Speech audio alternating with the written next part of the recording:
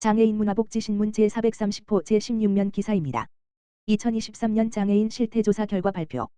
보건복지부 장관 조규홍은 4월 30일 장애인의 인구, 건강, 일상생활, 사회경제적 특성, 복지 수요 등에 관해 조사한 2023년 장애인 실태조사 결과를 발표하였다. 2023년 장애인 실태조사는 장애인복지법에 근거하여 1990년 한 차 조사 이후 10번째 실시된 조사로 한국보건사회연구원을 통해 전국 등록장애인 중 재가 장애인 8,000명에 대한 방문 면접 조사로 실시되었다.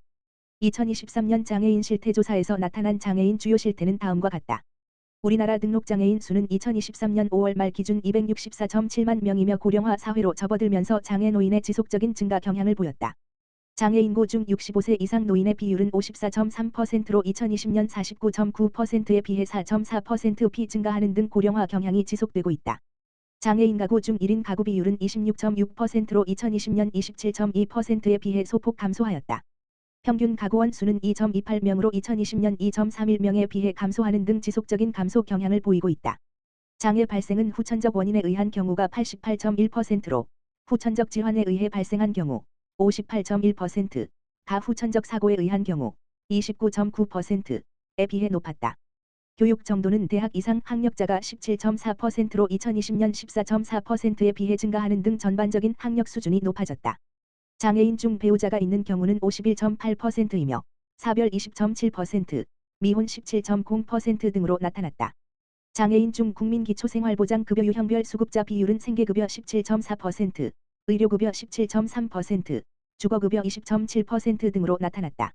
장애인 중 국민기초생활보장 수급자 총 비율은 20.8%로 전체 인구 4.8%, 2022년 12월 기준에 비해 약 4.3배 높은 수준이다. 건강 특성 19세 이상 장애인 중 만성질환을 가지고 있는 경우는 84.8%이며 평균 2.5개의 만성질환을 보유하는 것으로 나타났다. 질환별로는 고혈압 49.3%, 이상지혈증 27.6%, 당뇨병 25.1%, 골관절염 23.3%, 만성통증 15.8% 등이다. 전체 인구에 비해 고혈압, 당뇨병 등 만성질환 유병률이 높은 경향을 보였다.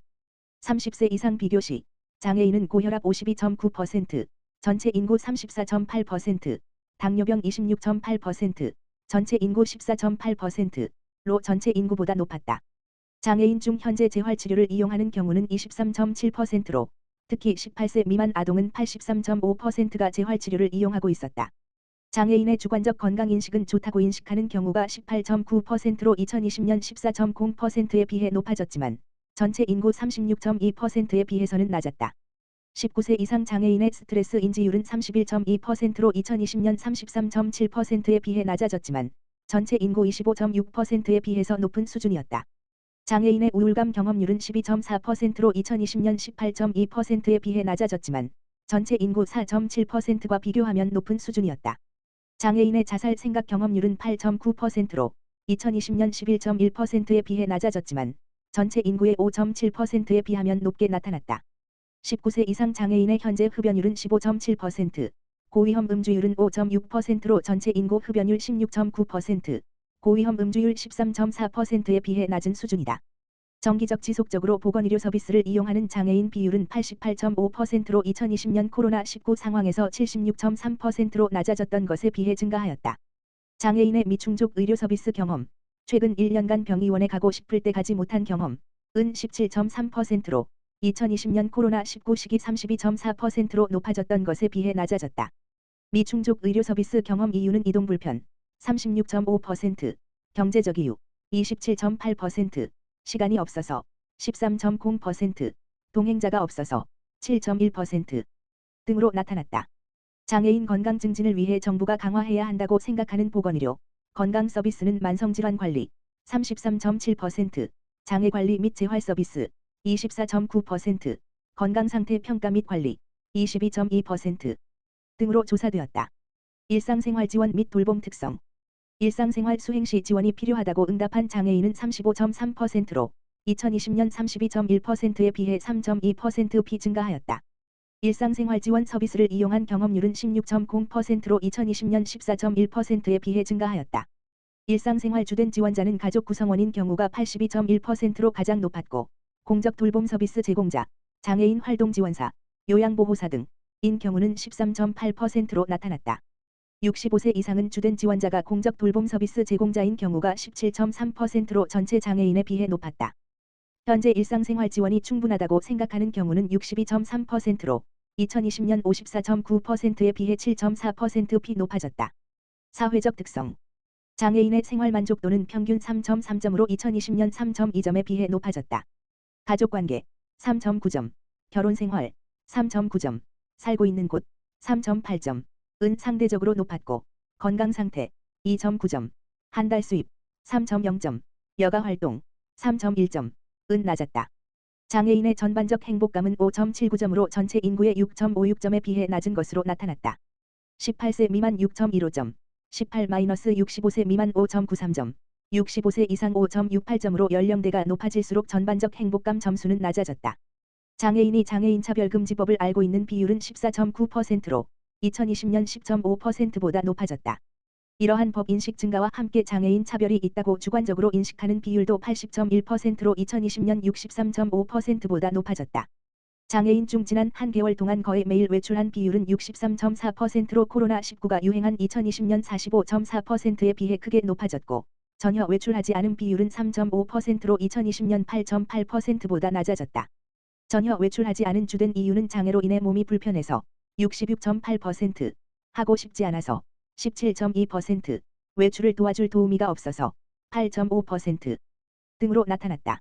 외출 시 교통수단 이용에 어려움이 있는 경우는 35.2%로 2020년 39.8%에 비해 낮아졌다. 교통수단 이용 시 주된 어려움은 버스 택시의 물리적 접근과 탑승 어려움 53.2%, 버스 택시 이용 시 정보 접근 어려움 17.9%, 장애인 전용 교통수단, 장애인 꼴택시 등 부족 15.5% 등으로 조사되었다. 재난 발생과 관련해서 장애인에게 필요한 지원은 재난 대비 시설 장비 지원 20.0%, 재난 대응 지침 및 매뉴얼 개발 보급 19.2%, 재난 사후 생활안정 지원 16.6% 등으로 나타났다. 아프거나 우울할 때 도움받을 사람이 없는 경우로 판단한 사회적 고립 수준은 35.4%로 나타났으며 장애인 1인 가구의 경우 42.8%로 특히 높았다. 장애인의 사회적 고립 수준은 전체 인구 33.0%, 2023년 사회조사, 통계청에 비해 다소 높았다. 경제 상태. 장애인의 주관적 계층 인식은 전체 인구 대비 낮게 나타났다. 중하로 인식하는 비율 46.0%, 하로 인식하는 경우 41.1%로 각각 전체 인구 중하 38.3%, 하 35.4%보다 높았다. 반면 상, 중상으로 인식하는 경우는 각각 0.4%, 12.6%로 전체 인구 상 3.0%, 중상 23.3%보다 낮았다. 장애인 가구의 월평균 소득은 3,058,000원, 월평균 지출은 2,426,000원으로 전국 가구 평균 2022년 4분기과 비교할 때 각각 63.3%, 66.9% 수준으로 나타났다. 장애인 가구의 소득원은 근로사업 재산소득 71.9%, 공적이전 소득 23.3%, 사적이전 소득 4.6% 등으로 나타났다. 15세 이상 장애인 인구 대비 취업자 비율은 37.2%로 2020년 29.5%에 비해 높아졌으나 전체 인구의 취업자 비율 63.3%에 비해 여전히 낮은 수준이었다. 취업 장애인이 일하는 곳은 일반 사업체 49.6%, 자영업 25.3%, 정부 및 관련 기관 7.4%, 장애인 보호작업장 근로작업장 표준사업장 3.8% 등으로 나타났다. 취업 장애인의 종사상 지위는 임시근로자 29.6%, 상용근로자 25.9%, 자영업자 24.3%, 일용근로자 18.0% 등으로 나타났다. 복지서비스 수요. 국가사회에 가장 우선적으로 요구하는 사항은 소득보장 43.9%, 의료보장 26.9%, 고용보장 7.9%, 주거보장 6.5%, 장애인 건강관리 4.2% 등이다. 2020년에 비해 소득보장과 의료보장은 감소한 반면 고용보장, 이동권보장, 보육교육보장, 장애인 인권보장, 장애인 건강관리 등 다양한 영역의 욕구가 높아지는 것으로 나타났다. 향후 보육교육에서 가장 필요한 지원은 특수교육 지원 인력 증원 27.8%, 장애 영유아 아동을 위한 발달재활 서비스 확대 26.4%, 대학 등 고등교육 지원 강화 9.2% 등으로 나타났다. 50세 미만 여성 장애인이 필요로 하는 지원은 가사 지원 및 활동 지원 서비스가 24.1%로 높았고, 자녀 양육 지원 서비스 18.4%, 직업훈련 및 취업 지원 16.3% 등으로 나타났다. 장애인의 이용 경험률이 높은 기관은 장애인복지관 10.6%, 교통약자이동지원센터 8.9%, 특수교육지원센터 5.3% 등이며 향후 이용을 희망하는 기관은 교통약자이동지원센터 44.3%, 장애인 재활병의원 25.9%, 장애인 복지관 21.8%, 장애인 체육시설 14.7% 등으로 나타났다. 장애 등록 이후 국가나 사회로부터 어느 정도 지원을 받았는지에 대한 인식 수준은 2.9점으로 2020년 2.6점에 비해 높게 나타났다. 장애 정도가 심한 장애인이 심하지 않은 장애인에 비해 국가사회 지원 수준에 대한 인식 점수가 더 높았다. 장애인의 98.2%는 중앙부처가 운영하는 장애인 서비스를 이용한 경험이 있으며 평균 4.8개의 서비스를 이용하였다. 장애 정도가 심한 장애인은 99.6%가 장애인 서비스를 이용하였고 평균 6.6개 서비스를 이용하였다. 장애 정도가 심하지 않은 장애인은 97.5%가 장애인 서비스를 이용하였고 평균 3.9개의 서비스를 이용하였다.